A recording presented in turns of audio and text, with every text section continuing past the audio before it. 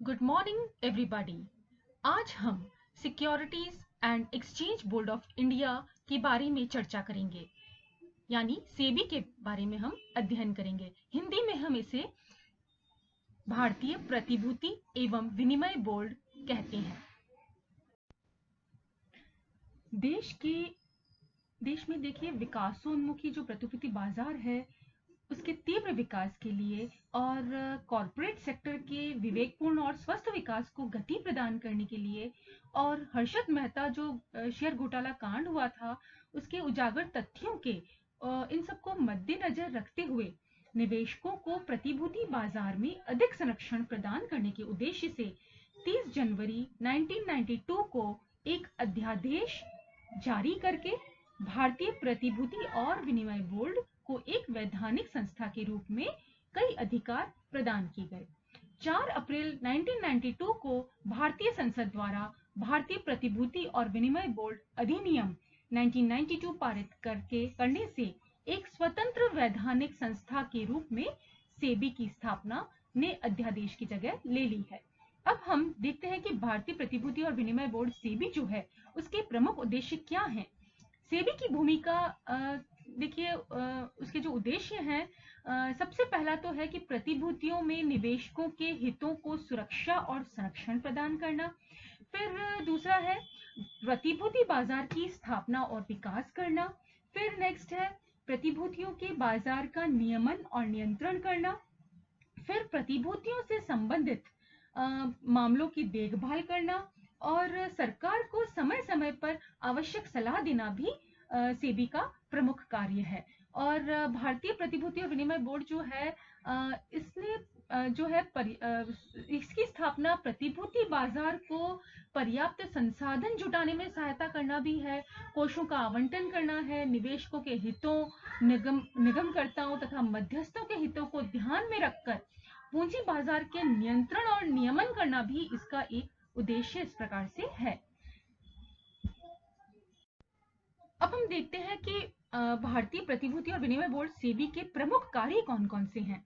देखिए, एक सुसंगठित शेयर और प्रतिभूति बाजार के विकास और नियमन, निवेशकों के हितों को सुरक्षा प्रदान करने और इनसे संबंधित मामलों में सरकार को उचित और सामयिक सलाह देने के लिए सेबी के अधिनियम की धारा जो है 11 है, उसके अंतर्गत उसके अधिकारों और कार्यों का प्रावधान किया गया है। सबसे पहला है कार्य प्रतिभूति बाजार का नियमन और नियंत्रण, regulation and control of securities market.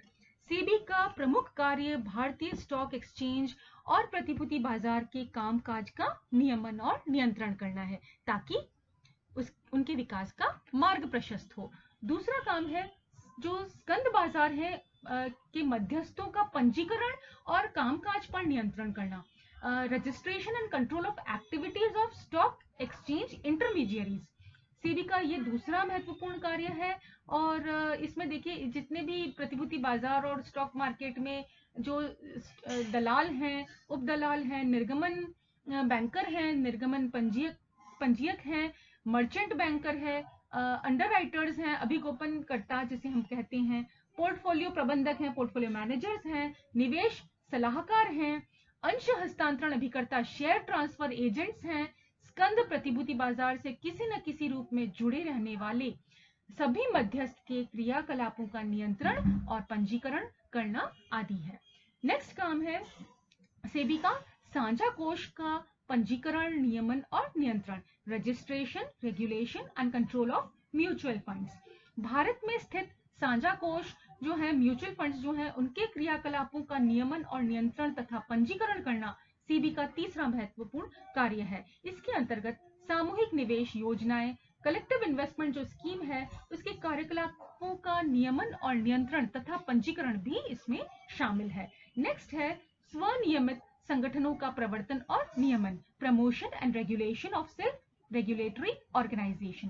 SEBI का ये भी देखिए कार्य जो भारत में स्वयं नियमित संगठनों के प्रवर्तन तथा उसके कामकाज का नियमन और नियंत्रण करना भी इसका प्रमुख कार्य है। फिर प्रतिभूति बाजार की धोखाधड़ी और कदाचारों की रोकथाम करना नेक्स्ट कार्य है इसका, सेबी का, to check frauds and malpractices of security market, ये सेबी का सबसे महत्वपूर्ण कार्य है। और नेक्स्ट है प्रतिभूति बाजार में आंतरिक व्यापार की रोकथाम, to check insider trading in securities market. तो ये जो स्टॉक और प्रतिभूति बाजार में कार्यरत जो मध्यस्थ हैं और डीलर हैं, उनके द्वारा आंतरिक व्यापार द्वारा जो इनसाइडर ट्रेडिंग जो होती है उसके द्वारा निवेशकों को गुमराह कर अनुचित लाभ कमाने के उद्देश्य से की गई आंतरिक व्यापार गतिविधियों पर रोक लगाने का कार्य भी सेबी को ही करना होता है। निवेशकों और मध्यस्थों को शिक्षित करना भी सेबी का कार्य है, यानी to educate investors and intermediaries. फिर है अत्यधिक मात्रा में अंशों की खरीद और कंपनियों के अधिग्रहण का नियमन, to regulate substantial acquisition of shares and takeover of companies. जितना भी स्टॉक और सिक्योरिटी मार्केट में कुछ लोगों द्वारा भारी मात्रा में अंशों की खरीद तथा कंपनियों के अधिग्रहण के उद्देश्य से की गई गतिविधियों को नियंत्रित और नियमित करना, ये भी सेबी का महत्वपूर्ण कार्य है। क्यों करता है सेबी ऐसे? ताकि एकाधिकारी प्रवृत्तियों पर अंकुश लग सके। फिर नेक्स्ट कार्य है स्कंद विनिमयों तथा मध्यस्थों का निरीक्षण, जांच, अंकेक्षण और सूचना का अधिकार, right of information, inspection, examination and audit of stock exchange and it's intermediaries, ये भी सेबी का महत्वपूर्ण कार्यों में से एक है। फिर केंद्र सरकार द्वारा सौंपे गए कार्यों एवं अधिकारों का अनुपालन करना, to perform all such powers and duties delegated by the central government. SEBI को वे सब कार्य करने पड़ते हैं, देखिए, जो केंद्र सरकार द्वारा उसे प्रतिभूति प्रसंविदा नियमन अधिनियम 1956 का जो एक्ट है, सिक्योरिटीज कॉन्ट्रैक्ट्स रेगुलेशन जो एक्ट है, उसके अंतर्गत सौंपे गए हैं। और सेबी के उद्देश्यों की पूर्ति के लिए आवश्यक शोध कार्य भी से है ये करता है, और निर्धारित अन्य कार्यों का और भी जो अन्य कार्य हैं उसका भी सेबी संपादन करता है, जो उसके लिए समय समय पर निर्धारित किए जाते हैं। अब हम देखते हैं जो सेबी के अधिकार क्या क्या है। What are the powers of the security and exchange board of India. देखिए, सेबी को अपने कार्यों को अच्छी तरह संपादित करने के लिए सेबी अधिनियम धारा 11 में उसके विशेष जो अधिकार है उसका भी निर्धारण किया गया है, जो इस प्रकार है। सबसे पहला है निरीक्षण का अधिकार, पावर ऑफ इंस्पेक्शन। सेबी को किसी भी सूचीबद्ध जो पब्लिक कंपनी है अथवा वह कंपनी जो अपनी प्रतिभूति का मान्यता प्राप्त स्कंद विनिमय में सूचीबद्ध करना चाहती है, उनके हिसाब किताब, रजिस्टर तथा अन्य संबंधित जो प्रलेख हैं उनका निरीक्षण का अधिकार है। फिर नेक्स्ट जो अधिकार है वो न्यायालय का अधिकार, पावर ऑफ कोर्ट। सेबी को जो है अनेक मामलों में वो सब अधिकार दिए गए हैं जो कि एक सिविल कोर्ट को कोड ऑफ सिविल प्रोसीजर 1908 के अंतर्गत दिए जाते हैं। बोर्ड द्वारा जिस स्थान और समय पर कहा जाए लेखांकन पुस्तकों एवं अन्य प्रलेख की खोज और प्रस्तुतिकरण करना, बोर्ड द्वारा वांछित लोगों की उपस्थिति के लिए सम्मन जारी करना तथा शपथ के आधार पर निरीक्षण करना। फिर बोर्ड द्वारा सेबी के अधिनियम की धारा 12 के तहत किसी भी व्यक्ति को किन्हीं भी किताबों, रजिस्टरों और अन्य प्रलेखों की जांच किसी भी स्थान पर करना।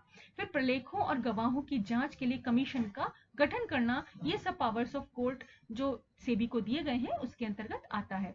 फिर SEBI also has powers in relation to interest of security market. प्रतिभूति बाजार के हित के संबंधी भी अधिकार सेबी के पास हैं।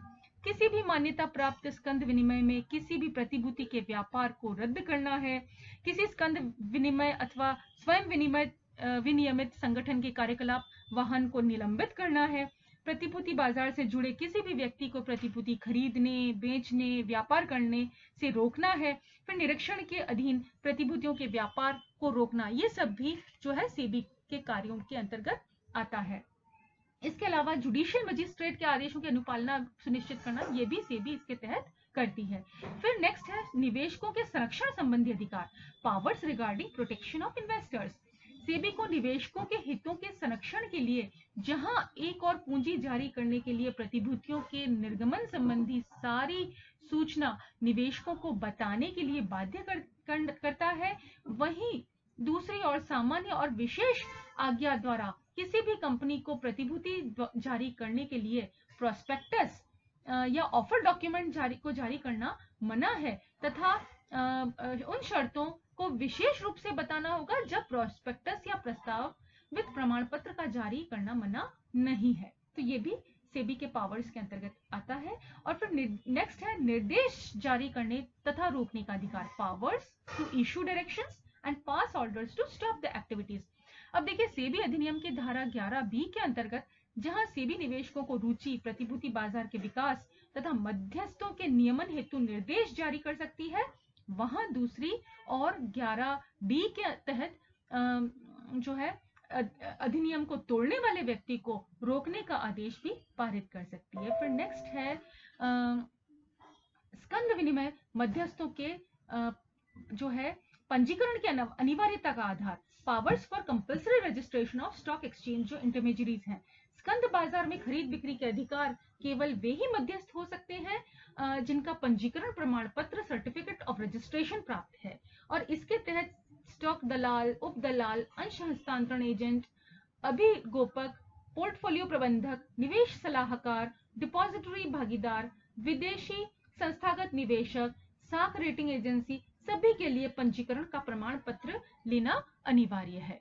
और अब कुछ लिमिटेशंस क्या क्या है, कुछ लिमिटेशंस या सीमाएं भी हैं सेबी की। वो देखिए, यद्यपि भारतीय सेबी जो है भारत में स्कंद विनिमय स्टॉक एक्सचेंजेस जो हैं उनकी गतिविधियों को नियमित और नियंत्रित करने का कार्य कर रहा है, पूंजी निर्गमन को प्रोत्साहित करता है, निवेशकों के हितों का भी संरक्षण करने में एक रखवाला वॉचडॉग की भांति कार्य करता है सेबी, फिर भी कुछ समस्याएं और सीमाएं भी हैं। तो सबसे पहली है उसमें सेबी को स्वायत्ता का अभाव है, lack of autonomy. SEBI has lack of does not have autonomy कई केसेस में। सेबी के निदेशक मंडल जो बोर्ड ऑफ डायरेक्टर्स हैं उनमें सरकार द्वारा मनोनीत अधिकारियों का वर्चस्व रहता है, क्योंकि 5 निदेशकों में से 4 निदेशकों का मनोनयन और नियुक्ति सरकार अथवा सरकारी विभागों के द्वारा होती है। केवल रिजर्व बैंक द्वारा मनोनीत जो निदेशक है वही स्वतंत्र व्यक्ति होता है। यही नहीं, अध्यक्ष की जो कार्यप्रणाली पर सदैव सरकार की तलवार लटकी रहती है, क्योंकि सरकार कभी तो 3 महीने का नोटिस देकर अध्यक्ष को पदच्युत कर सकती है।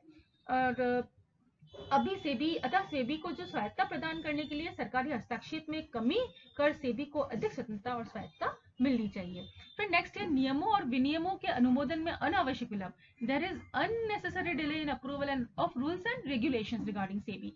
यद्यपि सेबी को देखिए सरकार ने पूंजी बाजार का सक्रिय ढंग से निदेशन मॉनिटरिंग हेतु नियम और विनियमों को बनाने का तो अधिकार दे रखा है, किंतु उनके अनुमोदन सरकार द्वारा कराना अनिवार्य है। इसमें नौकरशाही विलंब होता है, उससे सेबी की कार्यप्रणाली में रुकावट आती है। फिर इसके लिए सेबी को नियम और विनियमों को बनाने तथा लागू करने में पूर्ण स्वतंत्रता दी जानी चाहिए, ताकि सेबी समय की मांग के अनुरूप नियमों और विनियमों में परिवर्तन करे और करके अपने व्यवसायिक कुशलता का परिचय दे सके।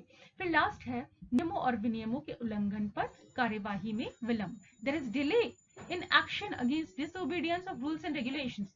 सेबी जब नियमों और विनियमों के उल्लंघन के विरुद्ध आपराधिक शिकायतें दाखिल कराना चाहती है, तब भी उसे सरकार की पूर्व अनुमति लेना आवश्यक है। अतः इसमें भी सरकारी नौकरशाही विलंब से सेबी को अपने कार्य में बाधा आती है, और इसके लिए सेबी को पर्याप्त स्वतंत्रता मिलनी चाहिए ताकि उसके कार्यों में सरकारी विलंब से बाधा नहीं आवे। तो आज आपने जो है सेबी के बारे में हमने विस्तार पूर्वक चर्चा की। आशा है आप सबको अच्छे से समझ में आ गया होगा। Thank you.